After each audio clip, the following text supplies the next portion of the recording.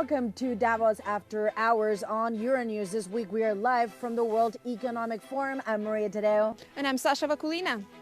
And today, of course, the focus very much on the European reaction to that threat from the US president to slap a 10% tariff on a group of 8 countries, including Denmark, Germany, and France over Greenland. The Danish Prime Minister Mette Frederiksen said she can talk about anything except for sovereignty. And here in Davos, 2 important European voices: the President of the European Commission, Ursula von der Leyen, and the French President, Emmanuel Macron. When it comes to the head of the Commission, she said today that if the EU is menaced, there will be a, quote, united and unflinching response from the bloc. Let's take a look.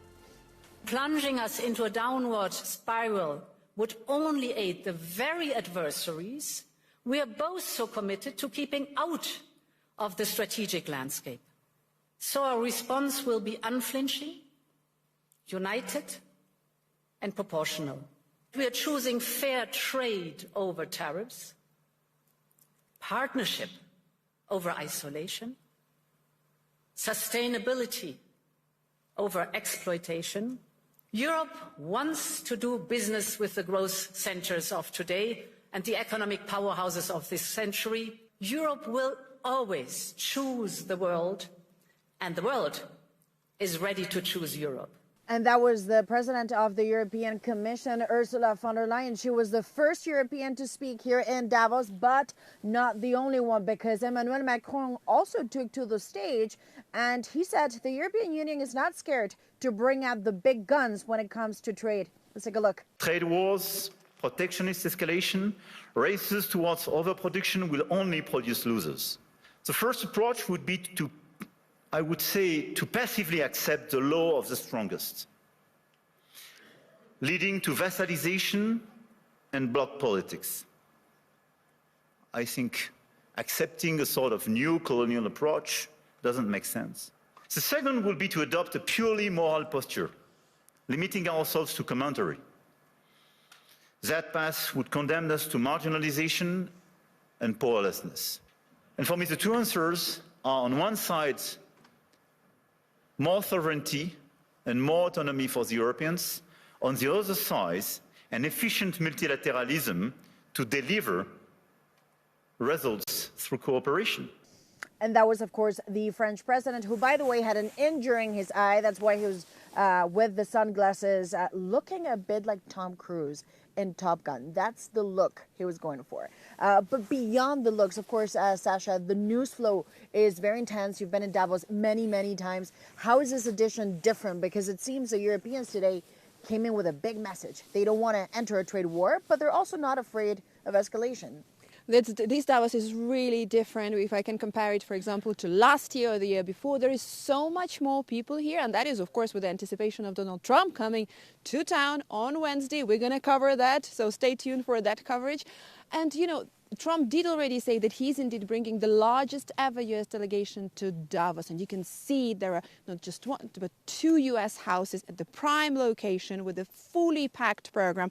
And you can see the U.S. delegation and the representative also around town. And then there is this feeling of anticipation, right, which is absolutely palpable around Davos. And of course, there's a lot of anticipation because the U.S. president has put on the table very firmly, and this is also create in the zeitgeist the idea of tariffs if Denmark does not agree to sell Greenland. And that is unprecedented. And that puts the European Union in an uncomfortable position. Your biggest ally is now saying either you give me a part of a territory of a sovereign member state of the European Union or there will be tariffs. Is that just Trump being trumped? Because to me, it looks like he's serious. He wants a sale.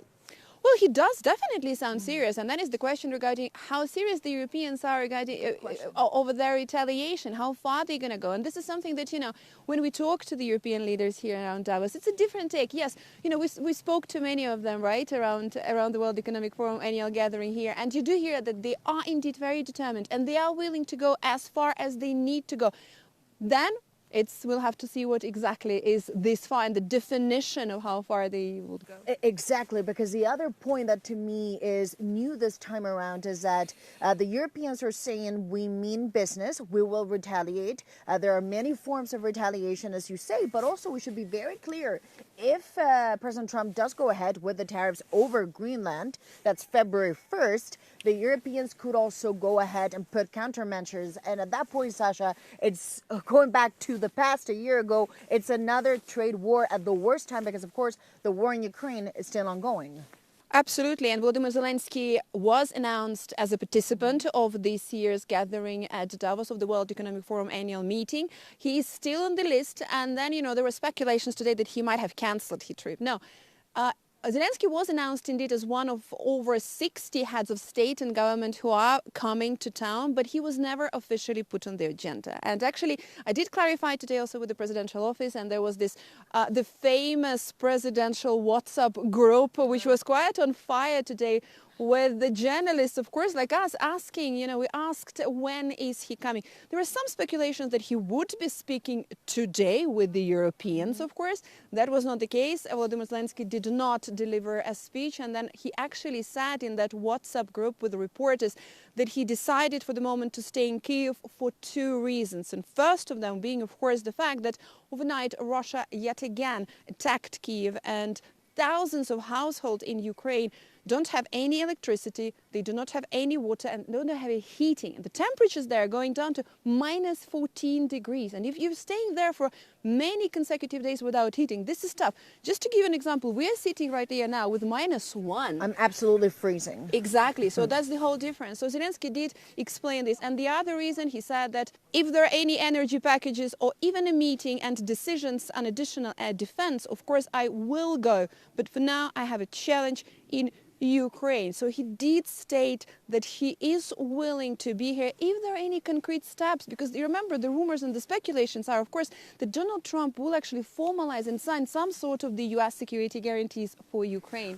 And of course, that takes us to the additional complication, and we go back to the start of this show, which is the fact that now the U.S. and the EU are clashing so hard over Greenland and Denmark. So obviously this complicates things for Ukraine too, because at this point, can you really imagine? And to me, this is really the question where on the one hand, on day one today, the Europeans say, if you do that and we get punished for saying Greenland, we're not going to sell it, the tariffs go ahead, a trade war kicks in, and then the next day, tomorrow on a Wednesday, they sign a package for Ukraine for the reconstruction. To me, it seems this duality is becoming a problem. But is there a way to fix it? And again, as you say, we still don't know whether Zelensky is going to show up tomorrow.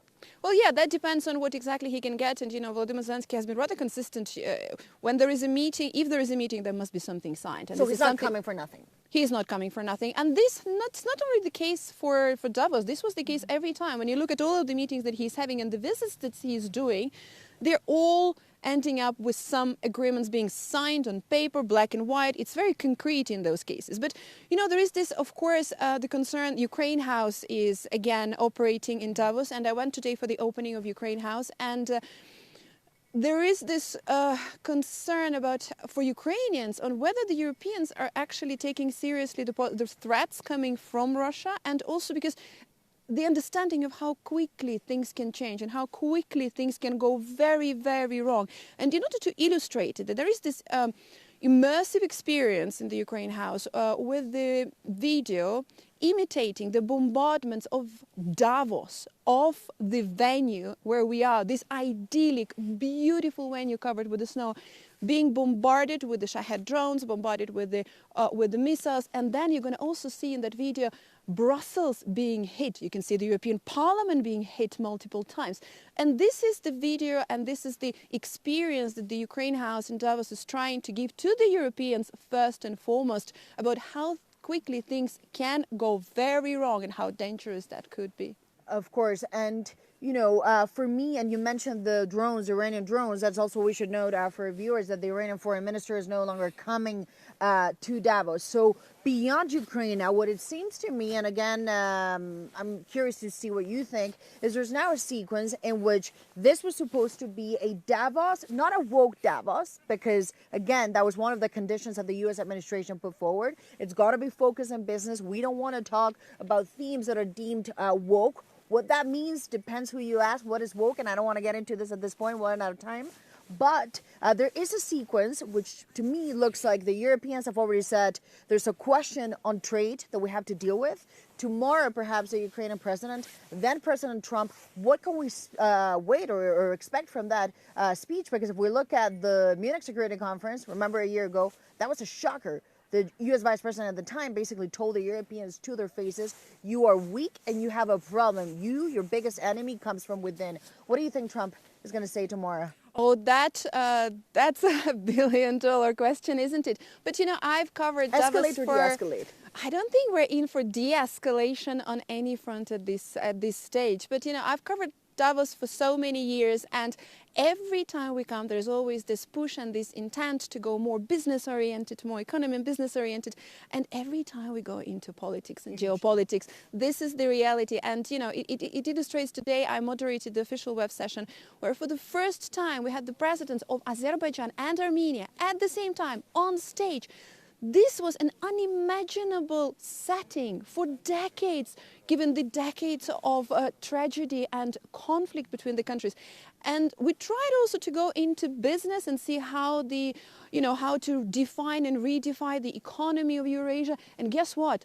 We actually spent all the 45 minutes of the session discussing the peace deal and discussing the efforts coming from both countries to restore the relations and also to normalize that. And this is actually somehow illustrates, Davos, what you said. We tried to go business, but we end up with politics and geopolitics. As always. And also you spoke to Alexander Vucic, who told you there's no reason to be optimistic at this point. So that is it for day one here at our show, Davos After Hours on Euronews. And now we leave you with Jane Witherspoon. She is at the Euronews Hub. Thank you, ladies. I'm Jane Witherspoon, and coming to you this evening from the Euronews Hub here in Davos. And what a day it's been. Now, Sasha wasn't the only Euronews correspondent that got to interview President Aliyev. This morning, I hosted the inaugural Azerbaijan Davos breakfast, and I got to ask him how he reacts to the constant criticism of Azerbaijan from the European Parliament. But of course, it's so obvious that this biased situation to Azerbaijan is generated by special lobbying groups, by special forces which cannot digest Azerbaijan's independent policy. So we actually, for many years, already stopped any cooperation with European Parliament and also with the Parliamentary Assembly of the Council of Europe. We cooperate with European Commission, and for us it is enough. But I think European Parliament puts itself in a very awkward situation, accusing us of what we have never done, including so-called our aggressive position towards Armenia, while Armenia itself appreciates the relationship with Azerbaijan. And last August, the peace deal between Armenia and Azerbaijan was initialed in White House. So I hope that members of European Parliament will find the courage to reconsider their unfair policy towards Azerbaijan. Then it was a quick trip to Davos Congress Centre, where I interviewed the Saudi Minister of Tourism. And we discussed how Saudi tourism's strategy fits in with the Davos spirit of dialogue. Tourism is a symbol of connecting nations. When you travel to any destination, you meet people, you learn about their culture. During Davos, we are meeting with different officials and private sector to continue the dialogue and make sure that tourism will continue to prosper and grow at a global level. When tourism grows, economies prosper. I also hosted a moderation session at the Qatar Pavilion with 4 CEOs from the major banks there, and rounded off the day finally with an interview with the Moroccan Finance Minister and the Director General of AMDI. That's all we've got time for this evening, but please do join us again tomorrow. We'll see you then.